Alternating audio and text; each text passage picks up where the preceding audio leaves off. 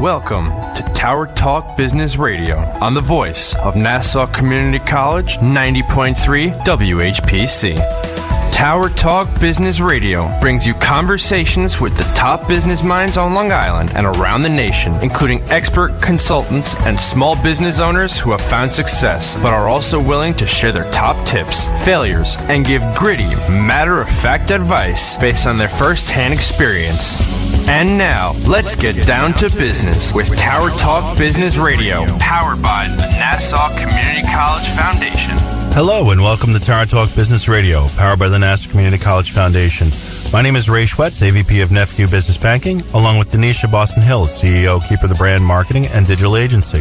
And we're focused on being the premier resource for business and entrepreneurship. Ray and I bring you weekly business advice, tips, tools, and services that help you grow your business. Plus, we interview the top business leaders in the industry.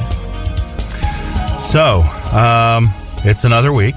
It is, and I'm truly excited. I've been editing video for the last couple of days, and I'm just truly a believer that what did we do for years without video on our cell phones, on our smartphones, and having it easily accessible? I know. I feel like all I do all day and all the kids do all day is we watch the screens. We watch the videos on the screens. We do.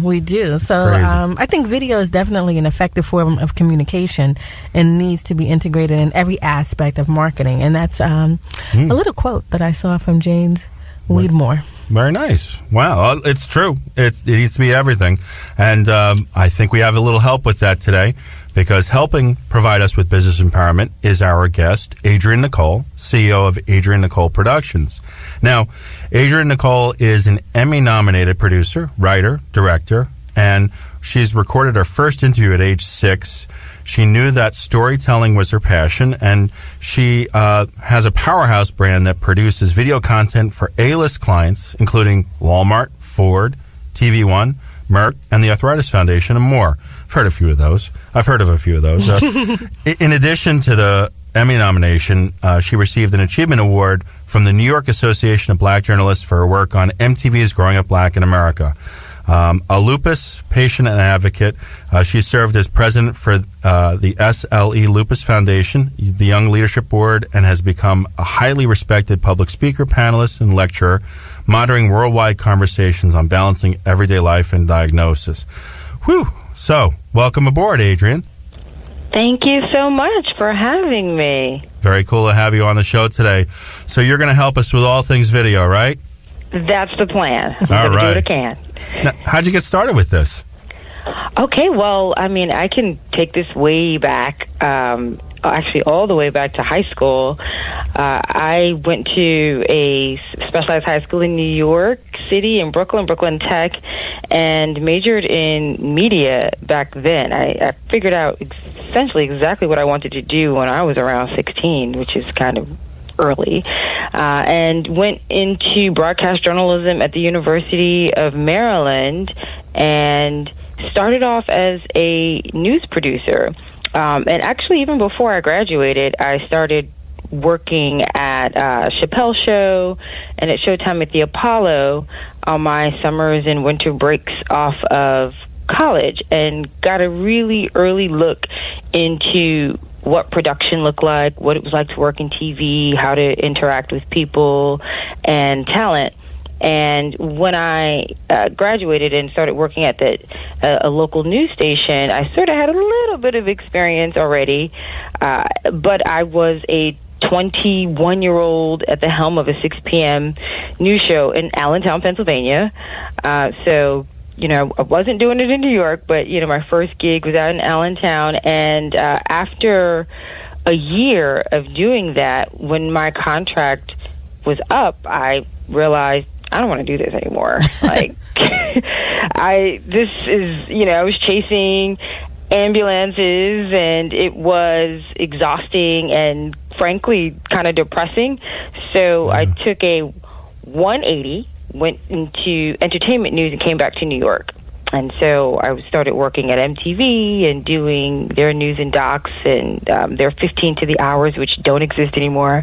But it was a welcome change, and it gave me a different sort of experience. And then as I sort of made my way through there, did shows for CMT and then BET, and in the midst of working on their digital content, which was like a new thing back then, I found myself sick. And so I was diagnosed with lupus, and then had to figure out what to do with my career and my workflow and how I was going to continue to be, some sort of success in life. And so I figured out, I decided actually that the best way for me to manage my health and to manage my career was to start a business.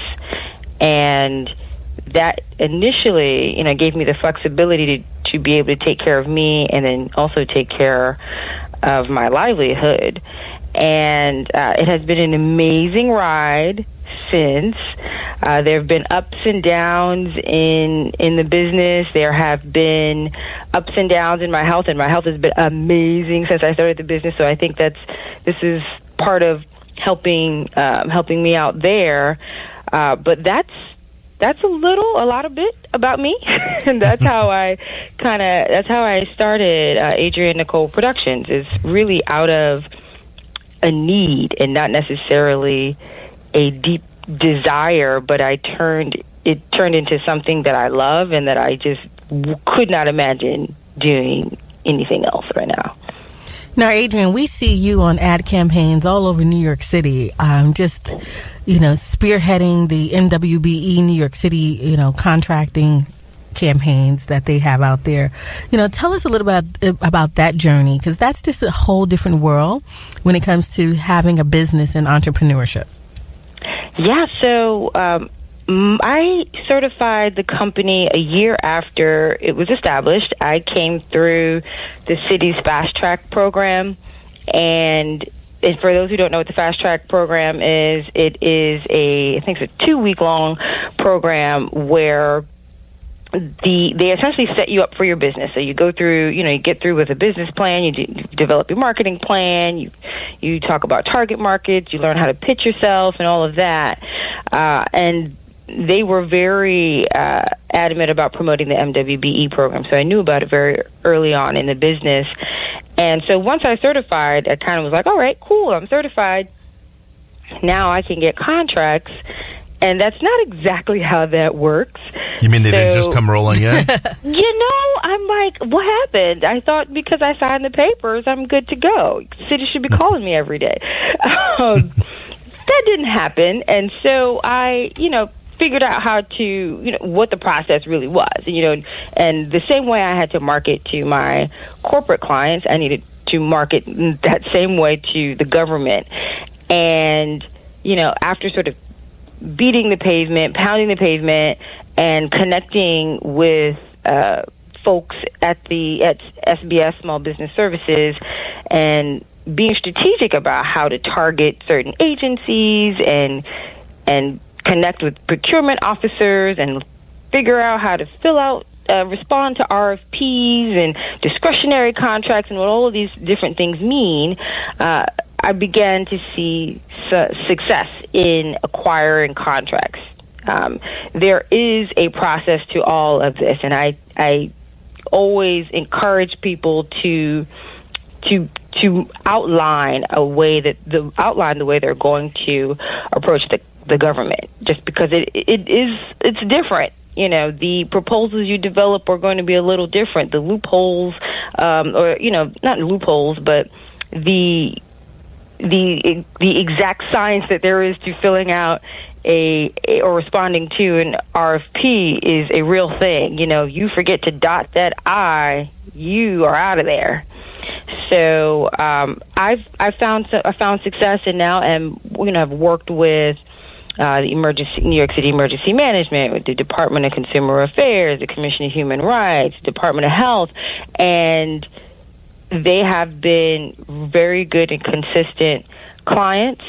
And, my approach to working with the government was essentially to acquire contracts to keep the lights on. Those are where the long-term contracts are in my industry, I figured, hey, if I can snag a 2-year, 3-year, 4-year contract with the city or even the state, then I can, maintain the company while we target our other corporate clients. Because our corporate clients, they may produce 3 projects a year, but the government may be producing something once a month, once every other month. And so that can keep everyone fed. Gotcha. You are listening to Tower Talk Business Radio on the voice of Nassau Community College, 90.3 WHPC. I'm Ray Schwetz, along with Donyshia Boston Hill, and our guest today is Adrienne Nicole, CEO, Adrienne Nicole Productions. So tell us a bit about what you like to focus on with your clients now with Adrienne Nicole Productions. So I really want to ensure that I wholly understand what they do and why people should care, right? So it's my job to boil down someone's entire purpose into video content that's anywhere between 15 seconds to 2 minutes. And that's a challenge. So I need to know what's the most important thing for people to know, then who that target market is, then how to get that message out. And I can't do any of that without really understanding the heartbeat of the company or the heartbeat of the brand and why people should use your good or service. So we spend a lot of time just figuring out the why and figuring out what a company does. So I feel like all good, hardworking entertainment, marketing, media folks get their start in radio. So we see that you started at New York station here, WBLS, and from there, just really set your tone in media overall.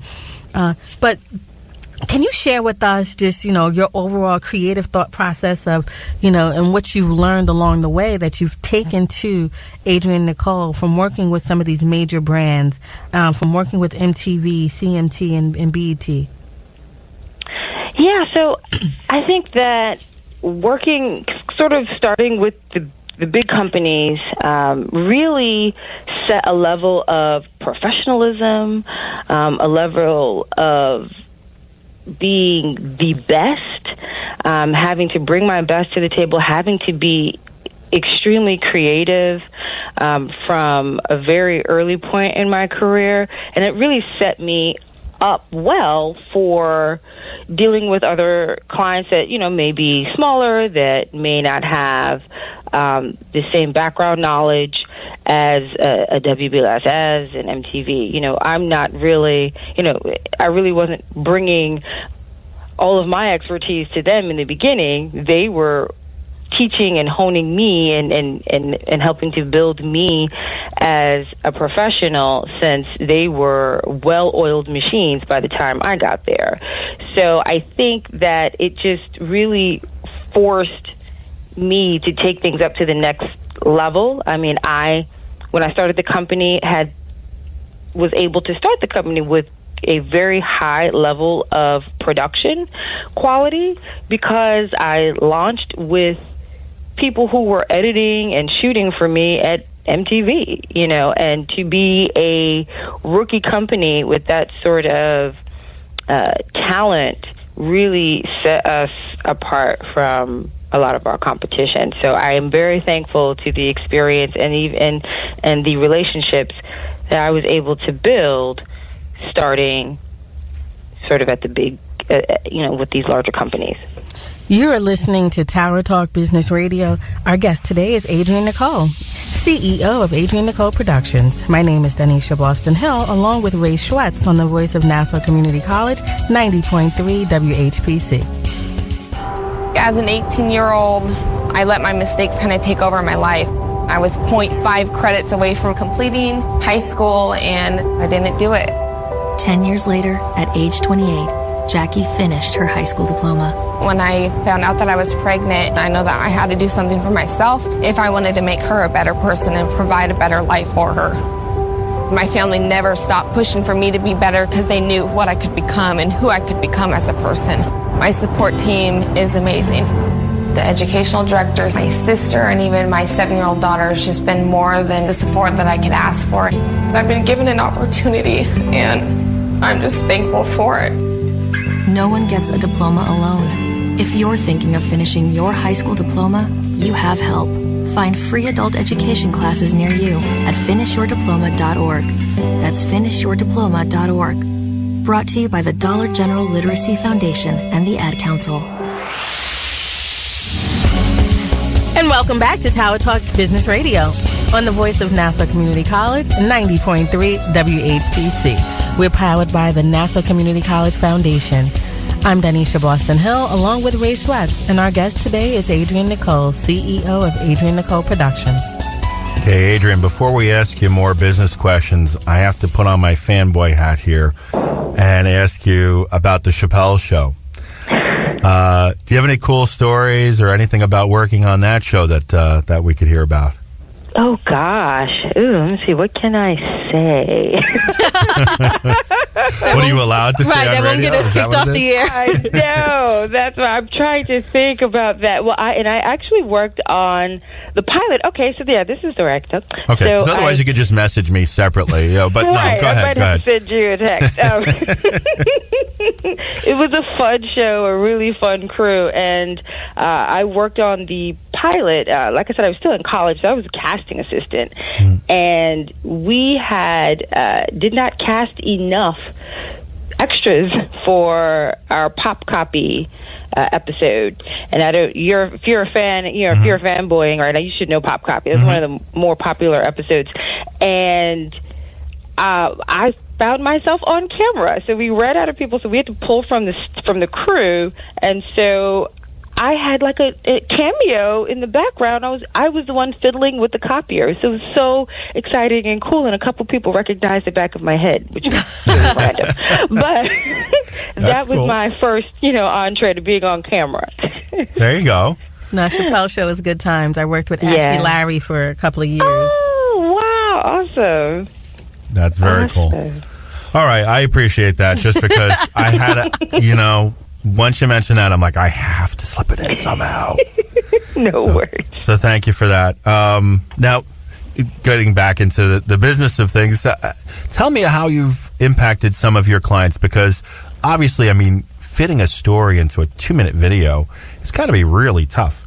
So tell me a story about how you did something for a client that really impacted them. Yeah, so I think the stories that we produce that really have the largest impact are the ones for our either nonprofit organizations or, even a project that we did for Walmart was around their Fight Hunger campaign. And it was something that was really, that it feels great to be able to do work, but it feels even better to do something that really affects the community at large. And so we cast a pastor actually who had grown up with food insecurity and did not always have something to eat or did not necessarily have enough to eat. Wow. And she told her personal story about growing up with her grandma, and we used this narrative to be able to promote the campaign, to encourage people to use a hashtag, just hashtag Fight Hunger, and Walmart was going to donate 10 meals per hashtag to Feeding America. And there were millions of people, who were hashtagging Fight Hunger, so then you've got millions of meals that, people who didn't necessarily have anything to eat that night are now going to have something to eat. And so that is incredibly powerful to be able to play a part in something so impactful and really life-changing. Yeah, no, obviously, yeah. If there's passion behind it like that, now, obviously, you have a cause that's very close to your heart, being, a patient and an advocate for people with lupus. So tell us a little bit about some of that work. Yes. So first, just to explain lupus. Lupus is an autoimmune disease in which the immune system attacks healthy tissue in the body. So it can attack the kidney, it can attack the heart, it can attack the brain, it can attack the skin, anything. And it's caused by an overactive immune system. So lupus patients are always on a quest to quiet the immune system. Now, when I was diagnosed in 2009, just had my 10-year anniversary on April 1st, April Fool's. Oh, wow. Right. God bless you. Thank you. I kind of kicked myself into high gear to figure out, what does this mean for my life? What does this mean for other people's lives? And, how can I get this under control? And once I did, I wanted to be able to share that information and story with other people. So I've, made a major change in starting the business, and that helped to manage my stress levels. I made a major change in diet and exercise. I'm very serious. I was at the gym before I talked to you guys this morning. And my work with the SLE Lupus Foundation, which is now the Lupus Research Alliance, continues in being able to spread awareness. So I go and speak to other patients. I speak to caregivers. I speak to scientists and epidemiologists and to explain the patient experience so that they can take that information with them into the research that they do and really put a face to the science, and I always am, saying, hey, you're doing this for real people, and understand that these technologies, these advancements in lupus research and treatment development really do make a difference, and they really do matter. So as a lupus advocate, I just want to make life better for other patients. I want to evoke hope in lives of people who really feel unwell. And it's hard sometimes to stay positive when you don't feel well, but that's my quest. I just want to encourage people to understand that life is not over and that life is just different, and you can really still thrive in this different type of life. You are listening to Tower Talk Business Radio on the voice of Nassau Community College, 90.3 WHPC. My name is Ray Schwetz, along with Donyshia Boston Hill, and our guest today is Adrienne Nicole, CEO, Adrienne Nicole Productions. Now, what do you do for downtime? Because you're an awfully busy lady. Yeah, down what? I find we know you go to the gym. I'm already ashamed of myself. Thanks very much. But what else do you do? I really find the simple things very, pleasing to me. They really please me. I like to sit around and talk to friends, to family. When I have a chance, every Saturday, me and my mom and sister, we brunch. It's like no one can interfere with brunch. So that's something that is on the calendar consistently. I also like to, if I have if I don't have a lot of time, I'll take short trips and just, decompress. If I make a quick trip to, let's say, D.C., and then I'm going to go to the spa while I'm there. I'm going to go to the museum. I'm going to hang out with friends. So that's sort of how I, spend my free time. It's important to reconnect with family. Absolutely. Yeah. So in doing all that and decompressing and going to the gym, is that how do you stay motivated? Yeah. So, every now and again, I think you all know, as an entrepreneur, things can become overwhelming. And I have a moment where I'm like, man, I wish I could just clock in and clock out. And then I think about what that 9-to-5 life was like. And then I am re-energized to get right back in. I say, I at this point, I do not, and I actually know that I could not go back to such a kind of structured 9-to-5 life. And that really motivates me, and just knowing that I must keep on. Also, I have employees who need to eat. So... Yep. They motivate me. Yeah, I mean, I would feel awful if we're not doing, and if I'm not doing my job to make sure that their checks are still coming, that their families are fed, so they push me. Now, speaking of the employees, what do you look for in some employees doing the type of work that you do?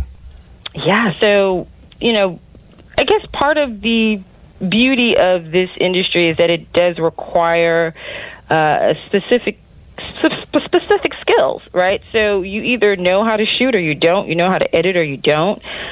So there, it's pretty cut and dry, and finding the right people and the style that I like. Now, when looking at soft skills, I am always looking for committed employees, people who are really invested in the brand, invested in the work that we do, and, who will, essentially go hard for it. I try to keep everyone excited and motivated about the work that we do by ensuring that we incorporate sort of the, work that actually has impact on people and on everyday people. And then even in our entertainment content, that it's exciting and that it's fun and that it's interesting. So I think that it's helped us retain really great crew, really great staff. And obviously, as in any business, some people are a good fit, some people aren't a good fit. And once we identify, hey, maybe you're not a good fit, or they identify that they aren't a good fit, then we can part ways amicably. But I am always looking for people who are passionate, and I think once you find folks who are passionate, they stick around. And what are some of the things, your accomplishments that you're most proud of? Well, one of the, I guess, there are a list of things. I'm always excited about the whole Emmy nomination thing. That's like a big deal. Yeah.